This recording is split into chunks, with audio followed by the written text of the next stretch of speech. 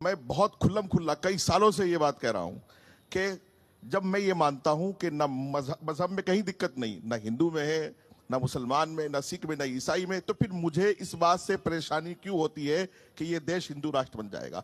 हम तो चाहते हैं, चूंकि हमें पता है कि सनातन में कितनी मोहब्बत है, कितना प्यार है, कितना सम्मान है। जिस दिन देश हिंदू राष्ट्र बनेगा उस दिन वाकईतन, जैसे फिरोज बख्श साहब ने कहा कि शेर और बकरी एक ही घाट पर पानी पिएंगे, और मैं कह रहा हूं आज इंशाल्लाह 7 नवंबर को सबसे पहले आपकी यात्रा में ये मुफ्ती वजाहत कासमी और फिरोज बख्श साहब और नाजिम साहब और पूरे काफिले के साथ पहुंचेंगे और आपका हाथ जोड़कर, फूल पहनाकर, माला डालकर स्वागत करके, क्योंकि आप देश के इतिहास को वो दिशा दे रहे हैं जिसकी देश को इस वक्त सबसे ज्यादा जरूरत है। इस दिशा की जरूरत है इस देश को जो आपने दी कि हिंदू मुस्लिम सब एक जगह आए और हम सब सनातनी हैं, हम सब हिंदू हैं, हम सब हिंदुस्तानी हैं। सनातन कोई मजहब नहीं, सनातन कल्चर है, सनातन भारतीयता है, सनातन हमारा मिट्टी, हमारा खून, हमारी जमीन सनातन है। हम जब दुनिया में जाते हैं, सफर करते हैं, तो सीधा सीधा हमसे अरबी लोग पूछते हैं अंता हिंदी, हम भी कहते हैं आना हिंदी। हाँ हिंदी है भाई, हिंदुस्तानी है।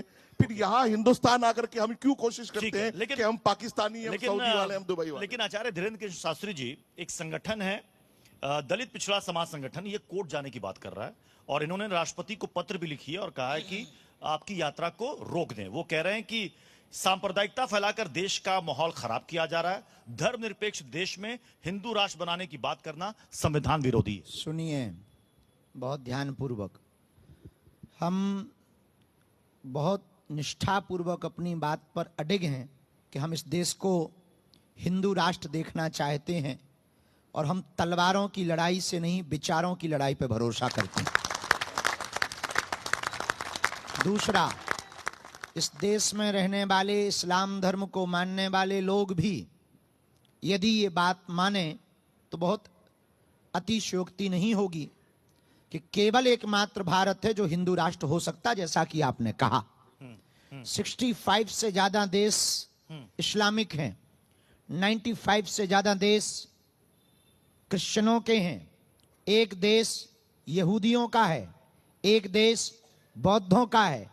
तो जिस देश में 80 करोड़ लोग एक ही संस्कृति को मानने वाले रहते हो, वो निश्चित रूप से हिंदू राष्ट्र होना चाहिए। किसी भी मुसलमान व्यक्ति को किसी देश से निकाला जाएगा तो 65 से ज्यादा देश उसका स्वागत करेंगे। 95 से ज्यादा देश, यदि किसी ईसाइयों को निकाला जाएगा तो 95 से ज्यादा देश उसका स्वागत करेंगे। यहूदियों को किसी देश से निकाला जाएगा तो इजराइल उसका स्वागत करेगा।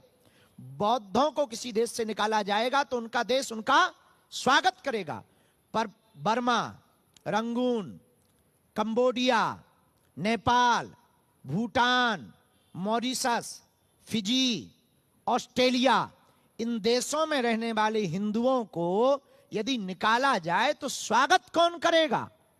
कौन निकाल रहा है यहां से हिंदुओं को? कौन नहीं निकाल रहा? बांग्लादेश की न्यूज आप ही ने तो दिखाई है। हाँ, तो क्या नहीं हुआ? अभी वहां पर एक नया नारा चला कि श्रील प्रभुपाद स्वामी जी का जो इस्कॉन परंपरा है उसको बैन किया जाए। हमारे भारत में आप कुछ दिनों तक अल्पसंख्यक थे, अब 9 राज्यों में हम लोग हो गए अल्पसंख्यक और आप लोग अर्धसंख्यक हो गए। हमें इससे बुराई नहीं है, पर हिंदुओं की संख्या घट रही है, हमारी चिंता है। और ये चिंता कोई बुराई थोड़ी है। अच्छा, ये कोई बड़ी बात या बुरी? दूसरी बात जी, जिन्हों का आपने नाम लिया, यदि हमारी हिंदू एकता करना, सामाजिक समरसता करना, देश में शांति लाना असंवैधानिक है तो आप हमारे खिलाफ कोर्ट जाएं। यदि हिंदू एकता करना सही है तो इस देश का एक एक हिंदू बच्चा उनको जवाब देगा, हम नहीं देंगे। तो क्या हिंदू एकजुट नहीं है? हिंदू अलग अलग है, बिखरे हुए हैं।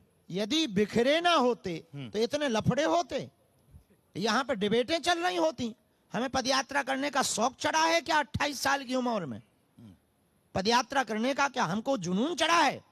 ना भैया, हम केवल और केवल 80 करोड़ हिंदुओं की लड़ाई लड़ रहे हैं और इसलिए लड़ रहे हैं इनकी संस्कृति बच जाए, इनकी परंपरा बच जाए 20 साल बाद, वरना भारत अपने अस्तित्व की लड़ाई लड़